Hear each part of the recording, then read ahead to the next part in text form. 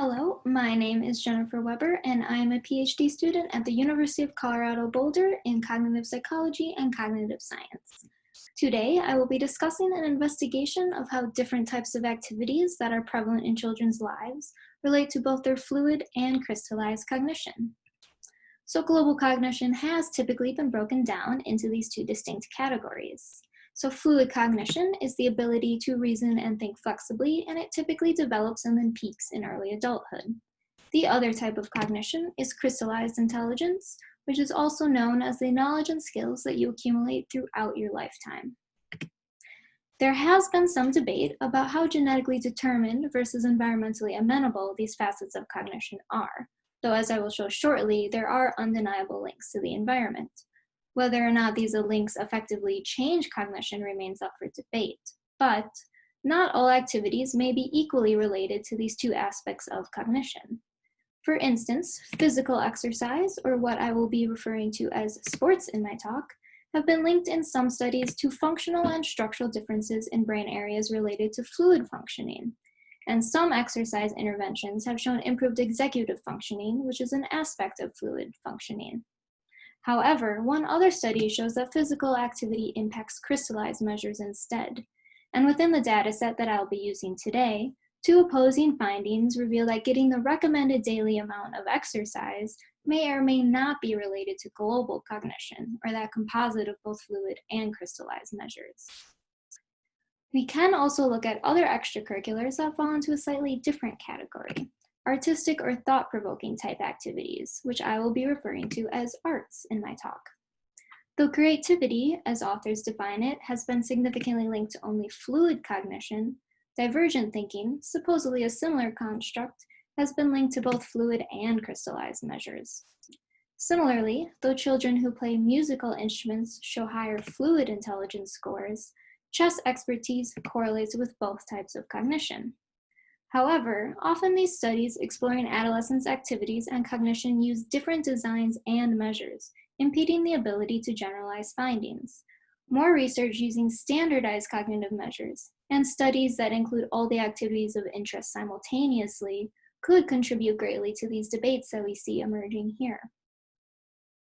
There is one more type of activity that I will be investigating, and that is screen usage, which is an activity that we see more and more of in young age groups every generation. Of the few studies that have rigorously investigated screen time in adolescents, we find that screen usage greater than daily recommendations is negatively associated with global cognition, and more screen usage negatively correlates with the development of cognitive brain areas as well.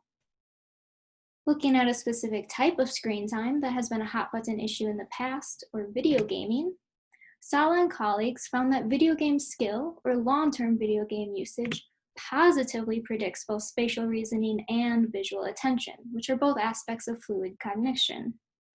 However, few other studies investigate these different types of screen time, such as TV versus video games versus social media, or their relations to the two facets of cognition rather than global cognition. As screen time becomes more and more common in younger children, more research is prudent to better understand these long-term relationships between screen usage and cognition. So despite kind of this jumble of past research, we are able to pull out some common themes to form our own hypotheses going into the present investigation. So based on some past genetic research, activities may in general account for more variance in crystallized cognition compared to fluid, or crystallized cognition may be more amenable to the environment that children create for themselves. Secondly, sports and artistic activities may positively relate to both types of cognition, though sports may be more so related to fluid cognition based on a larger volume of findings connecting the two.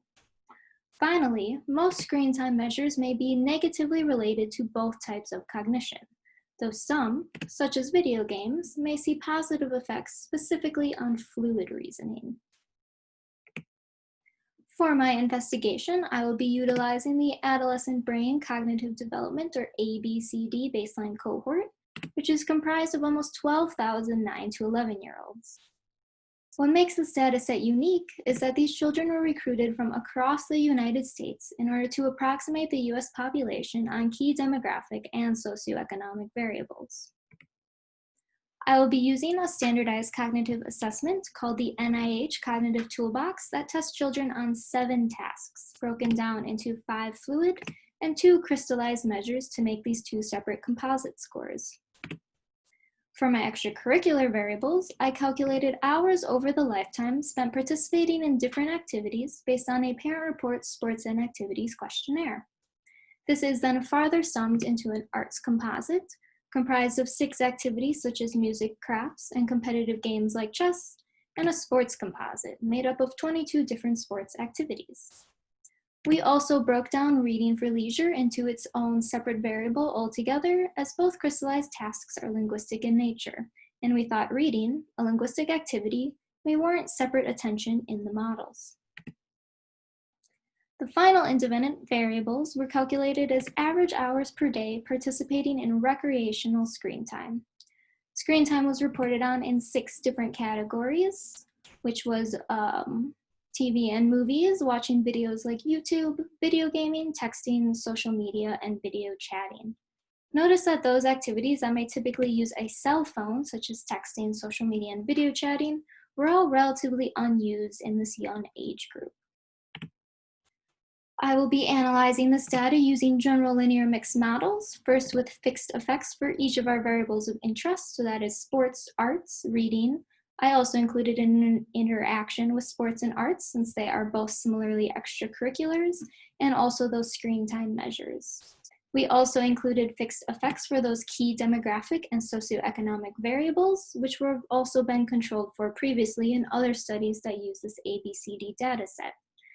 Finally, there is a random effect for family ID. So this dataset does include many identical, fraternal, and sibling pairs, and this helps control for those similarities within family members. So now turning to results and first looking at sports, we find that this variable is positively related to fluid intelligence. However, though we thought it would also be positively associated to crystallized, but just to a lesser degree, we actually find that it is negatively associated with crystallized intelligence. The arts and reading as well followed our hypotheses and were positively related to both crystallized and fluid intelligence, though it perhaps had a slightly less strong association with fluid based on standardized beta values. Finally, screen time also followed our general predictions. Overall, 3 of the 6 screen time activities were negatively associated with both fluid and crystallized intelligence, and 2 more were negatively associated with one and not significantly associated with the other. Though not positively related like we hypothesized, video games instead saw no significant relations with either type of cognition. I also investigated the proportional reduction in error, or how much previously unexplained variance is explained when these components are added to the models over a baseline model with only those control variables. So this was adding in screen time, those extracurriculars or arts, reading, and sports, and then a model with everything included. So we can see that overall, more error is explained by these different activities when looking at crystallized cognition compared to fluid. However, also of interest is that within fluid intelligence, screen time, or those green bars, explain more variance than extracurriculars, or those purple bars. However, within crystallized, the opposite is true. So perhaps measuring screen time usage may be helpful in explaining differences among children's flexible reasoning skills, while extracurriculars are more able to explain variability in children's academic skills. Further thinking about this proportional reduction in error, we found that adolescents' activities did explain more variance in crystallized than in fluid cognition. Perhaps then, crystallized cognition is more amenable to experience. Put another way, children's experiences are predictive of the knowledge they accumulate more so than the way they reason in novel situations. However, this does not necessarily indicate a causal mechanism. We cannot say that activities are in turn effectively changing children's cognition. It may be that fluid intelligence is more heritable and thus less amenable to experience, or it may be that children self-select their experiences based on cognitive predispositions. Turning to extracurriculars and looking first at sports activities, we find that sports are positively associated with fluid but negatively associated with crystallized cognition. Perhaps things motivated by sports, such as quick decision-making and teamwork, are more so related to fluid than crystallized cognition. It has also been found that aerobic activities are associated with the development of the prefrontal cortex and brain structures that are used in fluid reasoning, further supporting these results. However, why are sports negatively associated with crystallized intelligence? Perhaps more time spent participating in sports takes away from time for other academic activities such as homework, which results in poor crystallized skill. It could also be that sports just have no relation or an inverse relation with linguistic skills, and we know that both of the crystallized measures in the toolbox are linguistic in nature. When we investigated more artsy activities, we found that they are positively associated with both types of cognition. So these activities, such as games, music, and crafts, may promote or involve those creative and divergent thinking, things that we have found to be associated with fluid cognition and possibly also with crystallized. On the other hand, these activities could also deal with patience and perseverance, which relate to crystallized skills. So the time and patience that it takes to learn chess strategies may mirror the patience in learning vocabulary or times tables in math. Also, we know especially that reading develops linguistic skills, directly relating to our crystallized measures. Again, these models don't reveal any causal mechanism. It could be that these activities do in fact influence cognitive growth through childhood participation. It could also be that these children are predisposed to want to participate in these activities because of their already underlying cognitive skill levels. Our final type of activity, screen time, in general was negatively associated with both facets of cognition, in line with both our hypotheses and with past research. Interestingly, video games showed no significant relationship with either type of cognition. So some of the benefits or skills that are used in long-term video game usage may offset the costs of general screen usage. On another note, screen usage, especially social usage like texting or social media, may reduce in-person communication, which may directly translate to worse linguistic or crystallized skills. I will echo past recommendations here in that parents should regulate their children in multiple domains. And some parents who are not regulating their children's screen time may also not be regulating other aspects of their child's life, resulting in overall poor academic and cognitive development. So this research is not without its own limitations. So in future analyses with this data set, closer attention will have to be paid to that sports composite. So some of these sports could be considered team sports while others are individually completed, which may make for some interesting differences or distinct relations to cognition.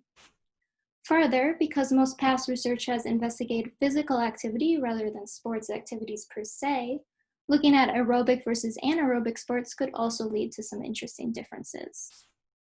Finally, some of these activities may also have creative components, such as ballet or mindfulness and martial arts. Looking at those cognitive tasks and the division between fluid and crystallized cognition, some more recent structural equation modeling that I've been doing using this data suggests that a two-factor latent variable model has poor fit, indicating there may be more to the story than a clean distinction between fluid and crystallized cognition. Finally, in order to think more causally, we could use twin analyses, so utilize this unique nature of the ABC dataset. Other studies could also use experimental paradigms, though I would caution that long-term work needs to be done to truly understand how these activities relate to cognition throughout development. So to conclude, this work further supports some past work as well as general recommendations already out there for parents. So continue to encourage physical activity, but know that there are other activities out there that can also engage the mind and relate to cognition. Further, limiting or structuring screen usage from an early age could be prudent for healthy development. But as another caveat, know that not all screen activities may be created equal, with different activities involving differing levels or types of cognitive skill. So in sum, not all activities are equal during development.